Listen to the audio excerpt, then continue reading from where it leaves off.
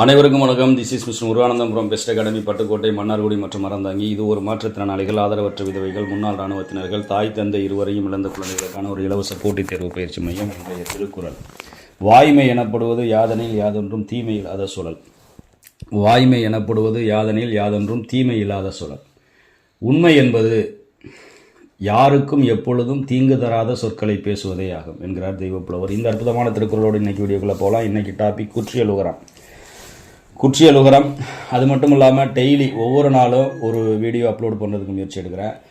பயனுடைய இந்த போட்டித் தேர்வுக்கு தயார் செய்யக்கூடிய மாணவர்களுக்கு பயனளிக்கும் வகையில் தயாரிக்கக்கூடிய இந்த வீடியோக்கள் உங்களை உடனுக்குடன் வந்து சேரணும் அப்படின்னா நீங்கள் வீடியோவை சப்ஸ்கிரைப் பண்ண மறக்காதீங்க. பெல் ஐக்கானை கிளிக் பண்ணி ஆல் கொடுத்து வச்சுக்கோங்க. அப்போ தான் நான் கொடுக்குற வீடியோஸ் உங்களுக்கு வந்து நோட்டிஃபிகேஷனாக அவ்வப்போது உங்களை ரீச் ஆகும்.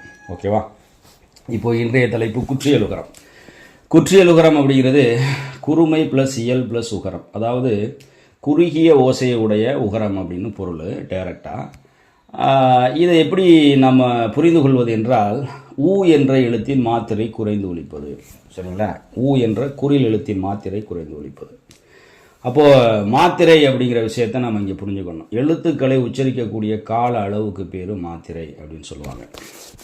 அப்போது தமிழில் குறில் எழுத்துக்கு ஒரு மாத்திரை, நெடில் எழுத்துக்கு 2 மாத்திரை, மெய் எழுத்து அல்லது ஒற்று எழுத்துக்கு அரை மாத்திரை, ஆயுத எழுத்துக்கு அரை மாத்திரை. சரிங்களா? ஓகே. இந்த பேசிக் வந்து உங்களுக்கு தெரியணும். குறில் வந்து உயிர் குறிலாக இருந்தாலும் அரை தான், உயிர்மெய் குறிலாக இருந்தாலும் ஒன்று தான். சரிங்களா? நெடில் எழுத்தாக இருந்துச்சுன்னா உயிர் நெடிலாக இருந்தாலும் 2 மாத்திரை, உயிர்மெய் நெடிலாக இருந்தாலும் 2 மாத்திரை. இந்த பேசிக்கெலாம் உங்களுக்கு தெரியும்னு நினைக்கிறேன். சரி, இப்போது இந்த குசுடுதுபுரு அப்படிங்கிற இந்த 6 வல்லின உயிர்மெய் எழுத்துக்களை நம்ம கருதுவோம். வல்லின எழுத்துக்கள் அப்படின்னா இதுதான் வல்லின எழுத்துக்கள். அதாவது மெய் எழுத்துக்கள் 18 இருக்குது. இந்த மெய் எழுத்துக்கள் 18ஐயே நாம் வல்லின எழுத்து, மெல்லின எழுத்து, இடையின எழுத்து அப்படின்னு 3 வகையாக பிரிப்போம். சரிங்களா? அது உருவாகக்கூடிய இடத்தை பொறுத்து அதனுடைய ஓசை மாறுபடும். அந்த ஓசையை பொறுத்து நம்ம 3 வகை. அதில் வல்லினம்ங்கிறது வந்து பார்த்திங்கன்னா கசட தபர. சரிங்களா? இது வந்து நெஞ்சிலிருந்து தோன்றும். நெஞ்சு வல்லின எழுத்துக்கள் தோன்றக்கூடிய இடம் வந்து நெஞ்சு. ஓகேவா? அப்போ இந்த 6 எழுத்துக்களும் ஊ என்ற உயிர் குறிலோடு சேரும் பொழுது முறையே குசுடு துபுரு என்று சொல்லக்கூடிய 6 உகரமேறிய வல்லின உயிர்மை எழுத்துக்களாக மாறும். இந்த 6 உகரமேறிய வல்லின உயிர்மை எழுத்துக்களில் எந்த எழுத்து, ஏதாவது ஒரு எழுத்தாக இருக்கணும் அல்லது எந்த எழுத்தாக இருந்தாலும் ஒரு சொல்லோட இறுதியில் வந்துச்சு அப்படின்னா தனி குறிலை அடுத்து மட்டும் வரக்கூடாது. சரிங்களா? அது மட்டும் விதிவிலக்கு, அதை பிறகு சொல்கிறேன். மற்றபடி ஒரு சொல்லோட இறுதியில் இந்த 6 எழுத்துக்களில் எந்த எழுத்து வந்தாலும் அது தனக்குரிய ஒரு மாத்திரை அளவு ஒலிக்காமல் தன்னுடைய ஒரு மாத்திரையில் இருந்து குறைந்து அரை மாத்திரை அளவு தான் ஒலிக்கும். சரிங்களா? இதுதான் குற்றியலுகரம் அப்படின்னு சொல்கிறோம். சரிங்களா?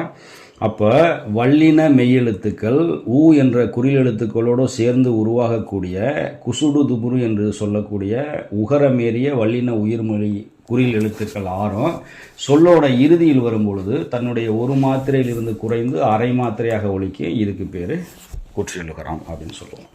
இப்போ உதாரணத்துக்கு குற்றியலுகரத்துக்கு உதாரணம் பாருங்களேன்.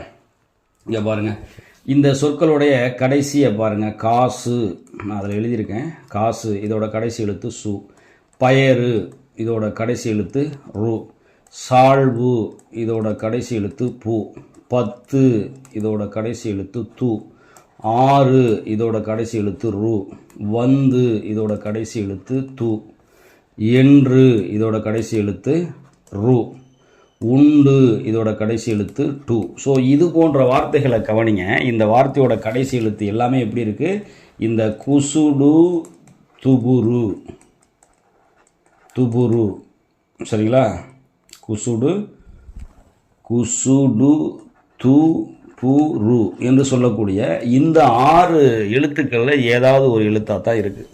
இந்த மாதிரி இந்த 6 எழுத்துக்களில் ஏதாவது ஒரு எழுத்து சொல்லோட கடைசியில் வந்துருந்துச்சுன்னா அது தன்னுடைய ஒரு மாத்திரையில் இருந்து குறைந்து அரை மாத்திரையாகத்தான் ஒலிக்கும்.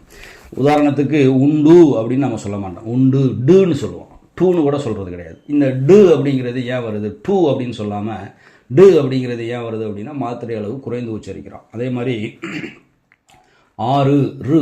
சரிங்களா? 6 அப்படின்னு சொல்கிறதில்ல. இங்கே பாருங்கள், 6 அப்படின்னு நான் சொல்கிறோம். அது வந்து தமிழ் தாய்மொழியாக கொள்ளாதவர்கள் அந்த மாதிரி சொல்லுவாங்க. 6, 8, 10 அப்படின்னு சொல்லுவாங்க இல்லையா. நம்ம 10 து, சரிங்களா, சால்பு பு, வந்து து அப்படியே சொல்லுவோம். அப்போ மாத்திரை அளவு குறைந்து ஒழிப்பது தான் குற்றிய லுகரம்னு சொல்கிறோம். இப்போ நம்ம குற்றிய லுகரத்தோட வகைகளுக்குள்ளே போகலாம். குற்றிய லுகரத்தின் வகைகள். இந்த குற்றிய லுகரம் வந்து எப்படி வகைப்படுத்தியிருக்கு அப்படின்னா, மொத்தம் எத்தனை வகைனா 6 வகை இருக்குது. எதனை பொறுத்து அப்படின்னா, ஈற்று அயல் எழுத்து, ஈற்று அயல் எழுத்தை அடிப்படையாக கொண்டு, ஈற்று அயல் எழுத்தை அடிப்படையாக கொண்டு 6 வகையாக பிரிக்கப்பட்டுள்ளது. ஈற்று அயல் எழுத்துனா என்ன அப்படின்னா, இப்போ தெரியாது அப்படிங்கிற இந்த சொல்லை எடுத்துக்கிறேன்னா, இதில் கடைசி எழுத்து தான் ஈற்றெழுத்து. அந்த கடைசி எழுத்துக்கு முந்தின எழுத்து யார் இருக்கு இல்லையா, இதுதான் ஈற்று அயல் எழுத்து. கடைசி எழுத்துக்கு முந்தின எழுத்து தான் ஈற்று அயல் எழுத்து. அப்போ இந்த கடைசி எழுத்துக்கும் முந்தின எழுத்தை அடிப்படையாக வச்சு குற்றிய லுகரம் 6 வகையாக பிரிக்கப்பட்டுள்ளது. ஒன்று நெடில் தொடர் குற்றிய லுகரம், அப்புறம் உயிர் தொடர் குற்றிய லுகரம், வன் தொடர் குற்றிய லுகரம், மென் தொடர் குற்றிய லுகரம், இடைத்தொடர் குற்றிய லுகரம், ஆயுத தொடர் குற்றிய லுகரம். ஓகேவா, வெரி சிம்பிள். குற்றிய லுகரம்னா நான் உங்களுக்கு தெளிவுபட சொல்லி கொடுத்துருக்கேன். ஒரு சொல்லோட கடைசியில் குசுடு துபுரு அப்படிங்கிற 6 எழுத்தில் ஏதாவது ஒரு எழுத்து வந்துருந்துச்சுன்னா அது குற்றிய லுகரம். சரிங்களா. அப்போ இந்த எழுத்துக்கள் எல்லாம் பாருங்கள், பாகு, மாசு, பாடு, காது, ஆறு, ஈறு, ஊது, ஏது, வாடு. சரிங்களா. வாடில் வந்து இந்த இறை விட்டுருங்க, அதுவும் குற்றிய லுகரம் தான். ஸோ இந்த வகையில் அது வராது. சரிங்களா, சொல்லி மிஸ்டேக்காக இருக்குது. ஓகே, இப்போ இந்த சொற்களுடைய கடைசி எழுத்து குசுடு துபுருல உள்ள எழுத்துக்களாக இருக்கிறதுனால இது தன்னுடைய ஒரு மாத்திரையிலிருந்து குறைந்து அரை மாத்திரையாக ஒலிக்கும். ஓகே, அப்போ இதை வந்து நெடில் தொடர் குற்றிய லுகரம்னு சொல்கிறாங்க. ஏன் சார் அப்படின்னா, அதாவது இந்த ஈற்று எழுத்துக்கும் முந்தின எழுத்து, சரிங்களா, ஒரே ஒரு தனி நெடிலாக இருந்தால் அது நெடில் தொடர் குற்றிய லுகரம். அப்போ நெடில் தொடர் குற்றிய லுகரம் எப்படி இனங்கண்டறிவது அப்படின்னா, 2 எழுத்து சொல்லா மட்டும்தான் இருக்கும். கடைசி எழுத்து குசுடு துபுருல உள்ள ஏதாவது ஒரு எழுத்தாக இருக்கும், அதுக்கு முந்தின எழுத்து தனி நெடிலாக இருக்கும். சரிங்களா, தனி நெடில் இந்த மாதிரி இருந்ததுன்னா இது எல்லாமே நெடில் தொடர் குற்றிய லுகரம் சொல்லுவாங்க. அதாவது ஒரே ஒரு நெடிலை தொடர்ந்து வந்திருக்கக்கூடிய குசுடு துபுருக்கள் அப்படின்னு சொல்கிறாங்க. ஓகேவா, இதான் நெடில் தொடர் குற்றிய லுகரம். அப்புறமேல உயிர் தொடர் குற்றிய லுகரம். உயிர் தொடர் குற்றிய லுகரம் அப்படின்னா,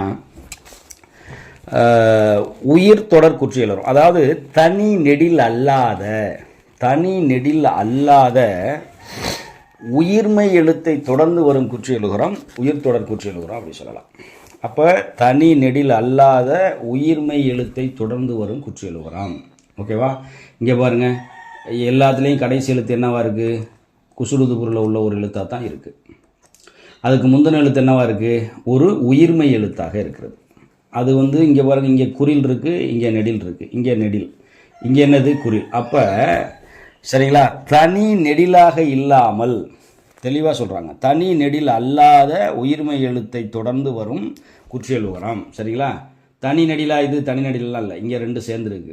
சரிங்களா, தனியாக ஒரே ஒரு நெடில் எழுத்து இருந்தால் தான் அதுக்கு பேர் தனி நெடில். நிறையா எழுத்துக்கள் சேர்ந்து இருந்துச்சுன்னா அது தனி நெடில் கிடையாது. அப்போ தனி நெடில் அல்லாத உயிர்மை எழுத்துக்களை தொடர்ந்து வரும் குற்றிய லுகரம் தான் உயிர் தொடர் குற்றிய லுகரம். சரிங்களா, இது எப்படி சார் இந்த உயிர்மை எழுத்தை தொடர்ந்து வரக்கூடிய குற்றிய லுகரம் உயிர்மை குற்றிய லுகரம்னு சொல்லணும், உயிர் தொடர் குற்றிய லுகரம்னு எப்படி சொல்கிறாங்க அப்படின்னா, இதை பிரித்து பார்க்குறாங்க. அதாவது இ + இ தான், சரிங்களா, இ அப்படிங்கிறது. ஓகேவா, இதில் வந்து இந்த ஈ வந்து எங்கே நிற்கிது, ரூக்கு பக்கத்தில் ஈ தான் நிற்கிது. இதுதான், அதனால தான் ஈற்று அயல் எழுத்து உயிரெழுத்தாக இருக்கிறனால பிரித்து பார்க்கும்பொழுது உயிரெழுத்தாக இருக்கிறனால உயிர் தொடர் குற்றிய லுகரம்னு சொல்கிறாங்க. புரிகிறதா? ஓகேவா, இந்த மாதிரி. அப்போது நெடில் தொடர் குற்றிய லுகரம் உயிர் தொடர் குற்றிய லுகரம் அவ்வப்போது குழப்பறதா ஸ்டூடெண்ட் சொல்லுவாங்க. அதில் ஒன்றும் தெளிவாக புரிஞ்சுக்கிட்டிங்கன்னா ஒரு குழப்பமும் இல்லை. நெடில் தொடர் குற்றிய லுகரம் வந்து கடைசி எழுத்து குசுடு துபுருல ஒரு எழுத்தாக இருக்கும், அதுக்கு முந்தின எழுத்து தனி நெடில் எழுத்தாக மட்டும்தான் இருக்கும். அது 2 எழுத்துக்களை கொண்டதாக இருக்கும். 2 எழுத்துக்கு மேலே வந்துட்டாலே சரிங்களா, இது உயிர் தொடர் குற்றிய லுகரமாக இருக்கும். சரிங்களா, அதாவது எப்படி சொல்கிறாங்க பாருங்கள், தனி நெடில் அல்லாத உயிர்மை எழுத்தை தொடர்ந்து வரும் குற்றிய லுகரம் உயிர் தொடர் குற்றிய லுகரம். எடுத்துக்காட்டு இதெல்லாம். சரிங்களா, ரைட். அடுத்தது வன் தொடர் குற்றிய லுகரம். இந்த வன் தொடர், மென் தொடர், இடைத்தொடர், ஆயுத தொடர் இது எல்லாமே ஈற்று அயல் எழுத்து மெய்யெழுத்தாகத்தான் இருக்கும். இந்த பேசிக் பாயிண்ட்டை புரிஞ்சுக்கிட்டிங்கன்னா குழப்பமே வராது. மெய்யெழுத்து மீன்ஸ் என்ன, புள்ளி வச்ச எழுத்துக்கள். அதாவது வன்தொடர், மென்தொடர், இடைத்தொடர் இதை புரிஞ்சுக்கணும் அப்படின்னா மெய்யெழுத்தில் 18 மெய்யெழுத்தை 3 வகையாக பிரிக்கிறாங்க. 6 6 6 என்ன? வல்லினா, மெல்லினா, இடையினா. இந்த அடிப்படை தெரியணும். வல்லினம் அப்படின்னா என்னது? வல்லினம் அப்படின்னா என்ன அர்த்தம்? கசட தவற. மெல்லினம்னா என்ன? ஞஞன நமன. இடையினம்னா என்ன? எரள வளல. இந்த எழுத்துக்களை தெளிவாக கற்றுக்கிட்டு அதுக்கப்புறம் இந்த வீடியோவை பாருங்கள், கம்ப்ளீட்டாக புரியும். ஓகேவா? இப்போ வன்தொடர் குற்றியலுகரம், மென்தொடர் குற்றியலுகரம், இடைத்தொடர் குற்றியலுகரம், ஆயுதத்தொடர் குற்றியலுகரம். இந்த 4 வகையான குற்றியலுகரத்தோட கடைசி எழுத்துக்கு முந்தின எழுத்து நிச்சயமாக என்னவா இருக்கான்? புள்ளி வச்ச எழுத்தாக தான் இருக்கான். சரியா? இப்போ பாக்கு இதுதான் ஈற்று அயல் எழுத்து. இதில் இக்குங்கிறது என்ன எழுத்து? வல்லின எழுத்து. கசடதபர வல்லினா. அப்போ இதுக்கு பேர் என்ன? வன்தொடர் குற்றியலுகரம். அப்போ ஒரு குற்றியலுகர சொல்லோட ஈற்று அயல் எழுத்து வன்தொடர், அதாவது வல்லின எழுத்தாக இருந்தால் அது வன்தொடர் குற்றியலுகரம். இச்சு, இட்டு, இத்து, இப்பு, இற்று, இற்று, இத்து, இற்று, இத்து, இட்டு. ஓகேவா? இந்த மாதிரி ஈற்று அயல் எழுத்து வல்லின எழுத்தாக இருந்தால் வன்தொடர் குற்றியலுகரம். சிம்பிள். அதே மாதிரி மென்தொடர் குற்றியலுகரம். மென்தொடர் குற்றியலுகரம் பாருங்க, ஈற்று அயல் எழுத்து எல்லாமே மெல்லின எழுத்தாக இருக்கும். ஈற்று அயல் எழுத்து எல்லாமே மெல்லின எழுத்தாக இருக்கும்.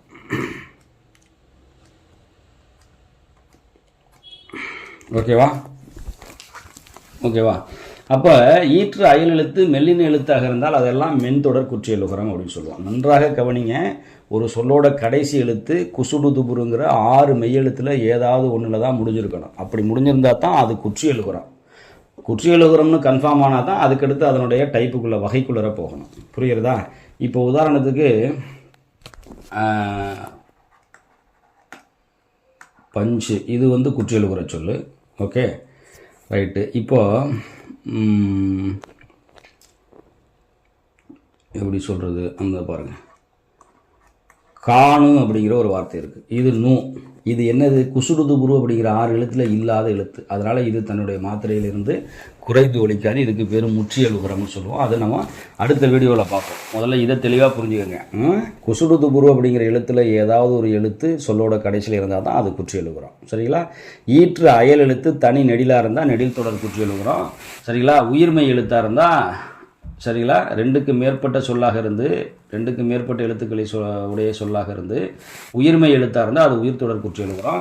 வல்லின எழுத்தாக இருந்தால் வன்தொடர் குற்றியலுகரம். மெல்லின எழுத்தாக இருந்தால் மென்தொடர் குற்றியலுகரம். அப்புறமேல இடையின எழுத்தாக இருந்தால் இடைத்தொடர் குற்றியலுகரம். ஆயுத எழுத்தாக இருந்தால் ஆயுதத்தொடர் குற்றியலுகரம். இப்போ இடைத்தொடர் குற்றியலுகரம் பாருங்களேன். கடைசி எழுத்து இந்த பாருங்கள், எல்லாமே குசுடுதுபுருல உள்ள எழுத்து. கடைசி எழுத்துக்கு முந்தின எழுத்து என்னவா இருக்குது? ஈ, இரு, இல்லு, இல்லு. அப்போது இடைத்தொடர், அதாவது எரல வளல அப்படிம்பாங்க. ய ர, சரிங்களா, எரல வ ல ல, இது மேலாம் புள்ளி வச்சுருப்பாங்க. இதுதான் என்னங்க? இடைத்தொடர் குற்றியலுகரத்துக்கான சொற்கள், அதாவது இடையின மெய்யெழுத்துக்கள். இப்போ ஈற்று அயல் எழுத்து இந்த எழுத்தில் ஏதாவது ஒரு எழுத்தாக இருந்துச்சு அப்படின்னா, சரிங்களா, அது இடைத்தொடர் குற்றியலுகரம். பாருங்கள், ஈ, இரு, இல்லு, இல்லு, இது எல்லாமே இந்த எழுத்து தான். சரிங்களா? ஓகேவா? அதே மாதிரி நீங்கள் மென்தொடர் குற்றியலுகரத்துக்கு போனீங்க அப்படின்னா இங்கே பாருங்கள், மென்தொடர் குற்றியலுகரத்தில் என்ன? ஞஞன நமன, ஞஞன நமன.